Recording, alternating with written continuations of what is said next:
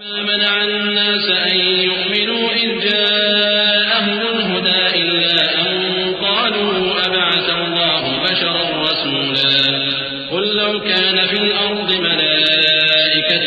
يمشون مطمئنين لنزلنا عليهم من السماء ملكا رسولا قل كفى بالله شهيدا بيني وبينكم إنه كان بعباده خبيرا بصيرا۔ اور جب لوگوں کے پاس ہدایت آ گئی تو ان کو ایمان لانے سے اس کے سوا کوئی چیز مانے نہ ہوئی کہ کہنے لگے کہ کیا اللہ نے آدمی کو پیغمبر کر کے بھیجا ہے؟ کہہ دو کہ اگر زمین میں فرشتے ہوتے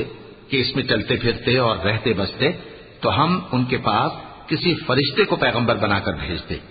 کہہ دو کہ میرے اور تمہارے درمیان اللہ ہی گواہ کافی ہے، وہی اپنے بندوں سے خبردار ہے اور ان کو دیکھنے والا ہے۔ ومن يهد الله فهو المهتد ومن يضلل فلن تجد لهم أولياء من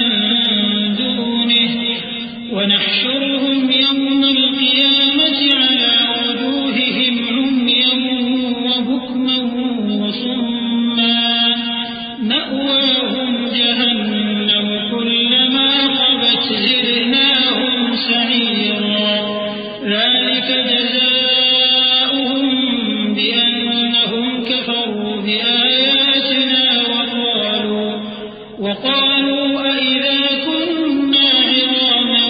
ورفاتا أئنا لمبعوثون خلقا جديدا أولم يروا أن الله الذي خلق السماوات والأرض قادر على أن يخلق مثلهم وجعل لهم أجلا لا ريب فيه فأبى الظالمون إلا كفورا۔ اور جس شخص کو اللہ ہدایت دے وہی ہدایت یاب ہے، اور جن کو گمراہ رہنے دے تو تم اللہ کے سوا ان کے رفیق نہیں پاؤ گے۔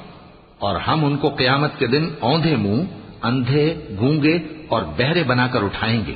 اور ان کا ٹھکانہ دوزخ ہے۔ جب اس کی آگ بجھنے کو ہوگی تو ہم ان کو عذاب دینے کے لیے اسے اور بھڑکا دیں گے۔ یہ ان کی سزا ہے،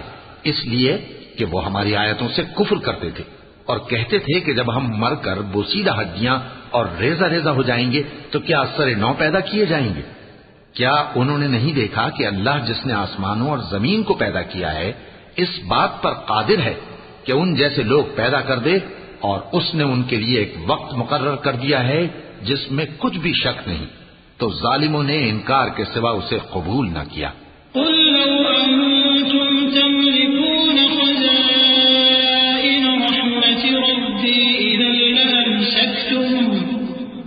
إذا لأمسكتم خشية الإنفاق وكان الإنسان قتورا۔ کہہ دو کہ اگر میرے پروردگار کی رحمت کے خزانے تمہارے ہاتھ میں ہوتے تو تم خرچ ہو جانے کے خوف سے ان کو بند کر رکھتے، اور انسان دل کا بہت تنگ ہے۔